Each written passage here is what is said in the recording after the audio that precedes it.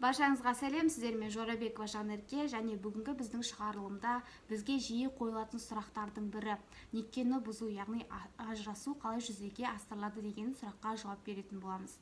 Некені бұзу, неке ерлі-зайыптылық және отбасы туралы Қазақстан Республикасының кодексіне сәйкес шешіледі.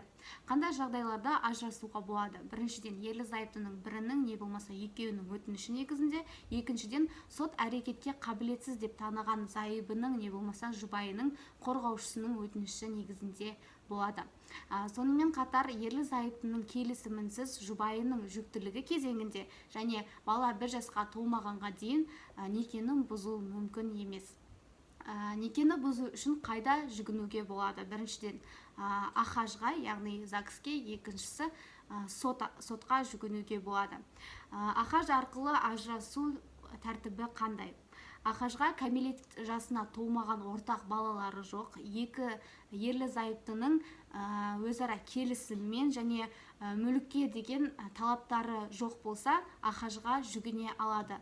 Бірақ бұл ретте кәмелет жасына толмаған, не болмаса толған балалардың болу-болмауына қарамастан, егер сот ерлі-зайыптының бірін хабар-ошарсыз кеткен деп таныса, әрекетке қабілетсіз деп таныса және бас бостандығынан кемінде 3 жылға дейін айырылған болса, АХАЖ-ға жүгінуге болады.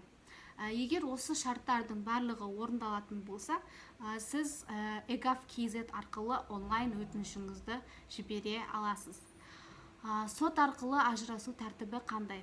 Некені сот арқылы бұзу ерлі-зайыптының бірін хабар-ошарсыз кеткен, әрекетке қабілетсіз және бас бостандығынан кемінде 3 жылға дейін айырылған болса, осы жағдайларды қоспағанда, егер ерлі-зайыптылардың ортақ балалары бар болса, сотқа жүгіне аласыз. Және ерлі-зайыптылардың біреуі некені бұзудан бас тартса, ерлі-зайыптылардың біреуі ажырасудан қашса, және ерлі-зайыптылардың бір-біріне мүліктік немесе өзара талаптары бар болса, сотқа жүгінуге болады. Кәмелет жасына толмаған балалар бар, бірақ өзара мүліктік талаптар болмаған жағдайда сот ерлі-зайыптының екеуі де ажырасуға келісіп тұрса және не болмаса ерлі-зайыптының бірі өзінің әрекетімен не болмаса әрекетсіздігімен қашатын болса, сот себептерді анықтаусыз некені бұза алады. Некені бұзу туралы шешім шығарған кезде сот қандай мәселелерді қарайды? Олар кәмелет жасына толмаған бала ата-ананың қайсысымен тұрады, және ата-анасының қайсысы қандай мөлшерде алимент төлейді, және ерлі-зайыптылардың және кәмелетке толмаған балалардың мүдделерін ескере отырып, ортақ меншіктегі мүлікті бөлуді және оны алуға құқығы бар жұбайдың талап етуі бойынша асырау мөлшерін айқындауды сот қарай алады. Ажырасу үшін қандай құжаттары қажет? Ерлі-зайыптылардың тұрғылықты жері бойынша және екеуінің келісімі бойынша АХАЖ-ға өтініш, жеке басын куәландыратын құжат, неке қию туралы куәлік және баж салығын төлеген туралы түбіртек. Ол 2 айлық есептік көрсеткішті құрайды, яғни 5556 теңге. АХАЖ арқылы арыз берушінің тұрғылықты жері бойынша, егер жұбайы хабар-ошарсыз кетсе, әрекетке қабілетсіз болса және кемінде бас бостандығынан 3 жылға айырылған болса, сізге арнайы өтініш, жеке куәлік, неке қию туралы куәлік, сот шешімінің көшірмесі, мемлекеттік баж салығын төлеу туралы түбіртек, ол 0,1 айлық есептік көрсеткішті құрайды, яғни 278 теңге.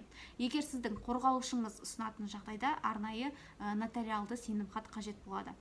Сот арқылы сот шешімі бойынша некені бұзуды тіркеу кезінде сізге мемлекеттік стандартқа сай өтініш, жеке басын куәландыратын құжат, некені бұзу туралы сот шешімінің көшірмесі, мемлекеттік баж салығын төлеу туралы түбіртек, ол 1,5 айлық есептік көрсеткішті құрайды, яғни 4167 теңге.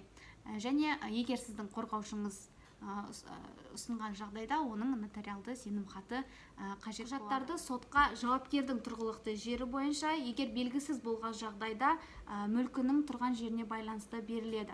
егер талапкердің жас баласы не болмаса денсаулығына байланысты бара алмаған жағдайда өзінің тұрғылықты жері бойынша сотқа бере алады.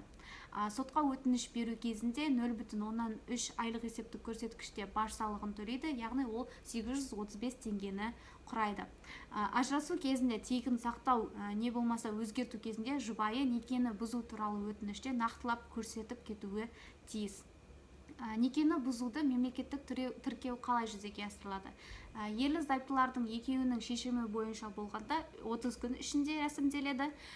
Егер ерлі зайыптының бірі хабар ошарсыз кетті деп танылған болса, әрекетке қабілетсіз болса және кемінде 3 жылға бас бостандығынан айырылған жағдайда 45 күн ішінде және мемлекеттік тіркеу жүзеге асырылады. Ал некені сот тәртібі бойынша бұзу кезінде ерлі зайыптылардың өтініш берген күннен бастап 1 айдан соң ғана рәсімделеді. Егер ерлі зайыптылардың бірі ажырасуға келіспеген жағдайда сот 6 ай мерзімге дейін татуласу мерзімін беруге құқылы. Егер бұл нәтижесіз болса, неке бұзылады. Некені бұзу туралы куәлікті тұрғылықты жер бойынша АХАЖ тіркелгеніне байланысты АХАЖ органдары береді. Бүгінгі некені бұзуға байланысты ақпараттар осылардан тұратын. Осы видеоның соңында өтініштің үлгілеріне сілтеме қалдырып кететін боламын, және осы ажырасуға байланысты сұрақтарыңыз туындағанда төмендегі мекенжай бойынша хабарласа аласыздар. Біздің каналымызға тіркеліп лайк басуды және комментарий жазуды ұмытпаңыздар. Келесі шығарылымда кездескенше қош сау болыңыздар.